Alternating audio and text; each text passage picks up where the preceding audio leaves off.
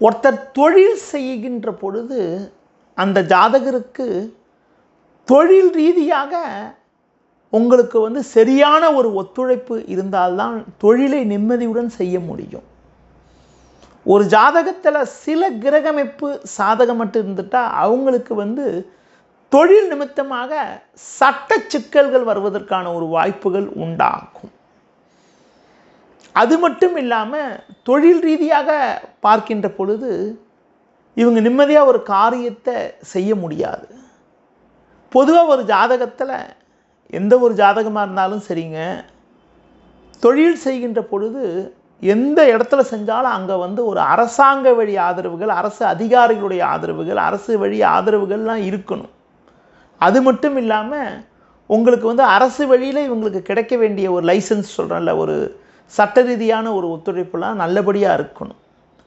அப்படிப்பட்ட நிலையெல்லாம் நல்லா இருந்தால் தான் அவங்க தொழிலை நிம்மதியோடு செய்ய முடியும். ஒரு ஜாதகத்தில் 10ஆம் அதிபதி பலமாக இருக்கிறது, தொழில்காரகன் சனி பலமாக இருக்கிறது மட்டும் இல்லாமல் சில கிரகமைப்புகளும் நல்ல சாதகமாக இருக்கணும். பொதுவாக ஒரு ஜாதகத்தில் சூரியன் நல்ல ஒரு நிலையில் இருக்கிறது, சூரியன் நல்லா ஆட்சி பெற்றுக்கிறது, உச்சம் பெற்றுக்கிறது, சூரியனை நட்பு கிரகங்கள் பார்க்கறது, நட்பு கிரக சேர்க்கை பெற்று சூரியன் இருப்பது நல்ல சிறப்பு. சூரியன் தனது நட்பு கிரகம்னு சொல்லக்கூடிய உங்களுக்கு பார்த்திங்கன்னா சந்திரன், செவ்வாய், குரு போன்ற கிரக தொடர்போடு இருக்கிறது. அடுத்து உதாரணத்துக்கு புதன், சுக்கிரன் தொடர்போடு இருக்கிறது கூட ஒரு அளவுக்கு நல்ல பலனை கொடுக்கும். ஒரு ஜாதகத்தில் சனி, சூரியன் போய் உங்களுக்கு கேது சேர்க்கை பெற்றிருந்தாலோ, கேது நட்சத்திரத்தில் இருந்தாலோ, அடுத்து பார்த்தீங்கன்றால் சூரியன் போய் ராகுவோடைய சேர்க்கை பெற்றிருந்தாலோ, ராகு சேர்க்கை பெற்றிருந்தாலோ, ராகு நட்சத்திரத்தில் இருந்தாலும் அவங்களுக்கு ஒரு சட்ட ரீதியாக அவங்க எதிர்பார்க்கக்கூடிய ஒரு உதவிகள் அவ்வளோ சிறப்பாக கிடைக்காது.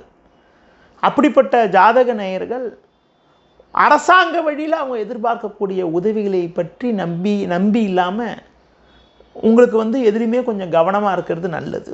அப்படிப்பட்ட நேயர்கள் அதிலும் குறிப்பாக அந்த சூரிய புத்தியோ, சூரியனுடன் பாவகிரக சேர்க்கை பெற்று அந்த பாவர்களுடைய தசா புத்தி நடக்கின்ற பொழுது ஒரு அரசாங்க வழியில் ஏதாவது ஒரு பிரச்சனைகள் ஏற்படுதுன்னா அவங்க நேரடியாக தலையிடாமல், பொதுவாக இவங்க போய் முன்னாடி இருந்து பேசாமல் வேறு யாராவது விட்டு பேசுகிறது, வேறு யாராவது விட்டு ஒரு செயல்களை செயல்படுத்துறது ரொம்ப நல்லது.